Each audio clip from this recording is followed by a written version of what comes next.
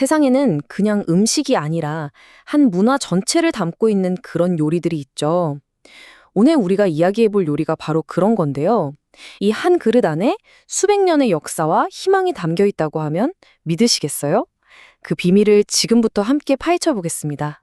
네, 바로 이 음식, 떡국입니다. 하얀 떡에 따뜻한 국물, 정말 소박해 보이죠? 하지만 한국 사람들한테 이 떡국은 그냥 국이 아니에요. 뭐랄까, 한 해를 마무리하고 나 이제 한 살 더 먹었구나 하고 실감하게 만드는 아주 중요한 통과 의례 같은 거죠. 근데 여기서 진짜 궁금한 게 생기죠. 아니, 왜 하필 이 떡국을 먹어야 한 살 더 먹는다고 생각하게 된 걸까요? 정말 신기하지 않아요? 그 이유를 지금부터 하나씩 하나씩 파헤쳐 보겠습니다. 자, 그럼 첫 번째 이야기부터 시작해 볼까요? 새해 한 그릇. 설날하면 절대 빼놓을 수 없는 음식이 바로 이 떡국이잖아요. 설날, 그러니까 음력으로 새해 첫날이죠. 한국에서는 정말 큰 명절이에요.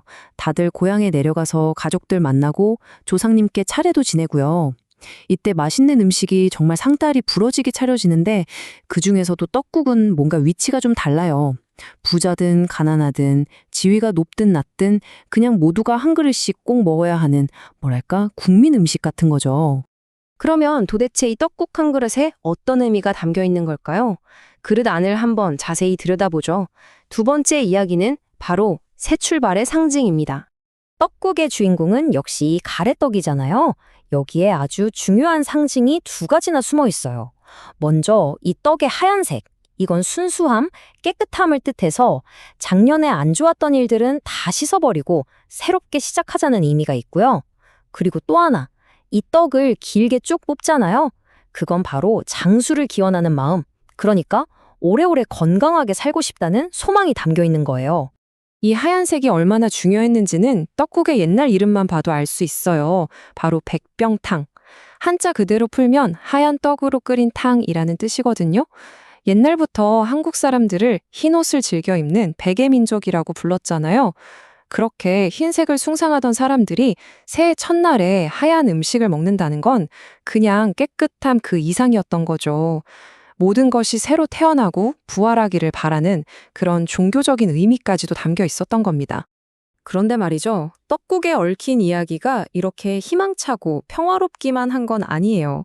지금부터 들려드릴 세 번째 이야기는 좀 분위기가 다릅니다.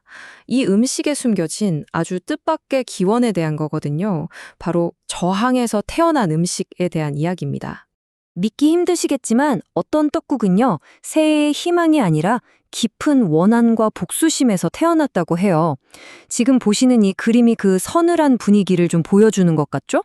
이야기의 배경은 아주 먼 옛날 고려 왕조가 무너지고 이성계가 새로운 나라인 조선을 세웠을 때로 거슬러 올라갑니다.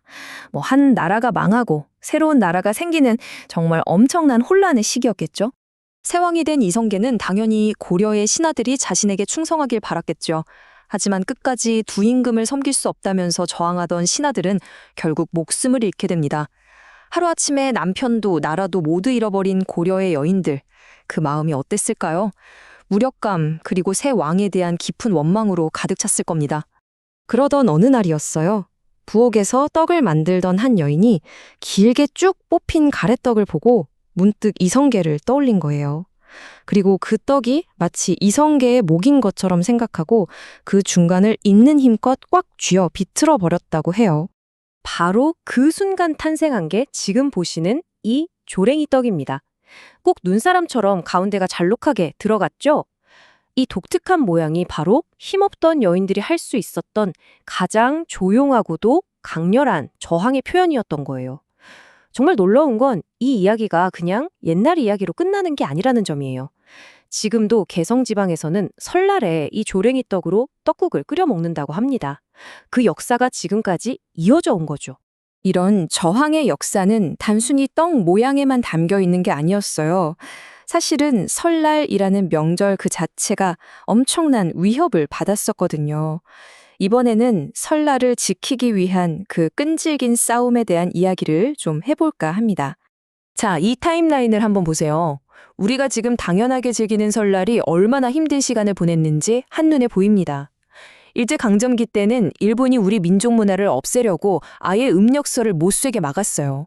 경찰들이 떡 만드는 방앗간까지 찾아와서 문을 닫게 할 정도였다니까요.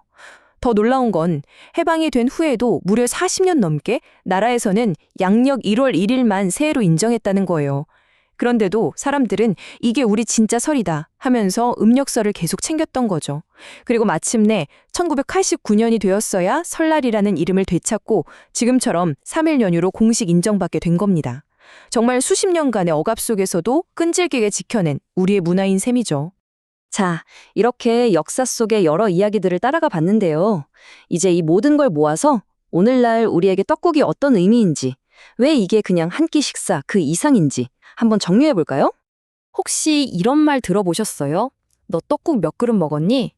옛날 어른들이 아이들한테 나이를 물어볼 때 이렇게 장난스럽게 물어보곤 했거든요. 이 질문 하나에 모든 게 담겨 있는 거예요. 떡국 한 그릇이 곧 나이 한 살이라는 공식이 성립될 정도로 이 음식은 우리 삶과 성상에 아주 깊숙이 들어와 있는 거죠. 물론 새해에 특별한 음식을 먹으면서 복을 비는 문화가 한국에만 있는 건 아니에요.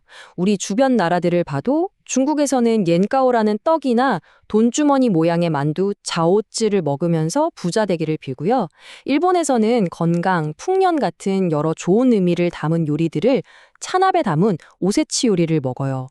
다들 각자의 방식으로 새해의 희망을 음식에 담는 거죠. 그렇게 힘든 시기를 이겨내고 우리가 되찾은 설날은 이제 가족들이 다 같이 모여서 윷놀이도 하고 또 이 따뜻한 떡국 한 그릇을 나눠 먹으면서 서로의 정을 확인하는 정말 소중한 시간이 됐습니다. 결국 이 떡국 한 그릇은요, 그냥 음식이 아니라 우리의 과거와 현재, 그리고 우리 가족들을 하나로 묶어주는 아주 따뜻한 연결고리인 셈이에요.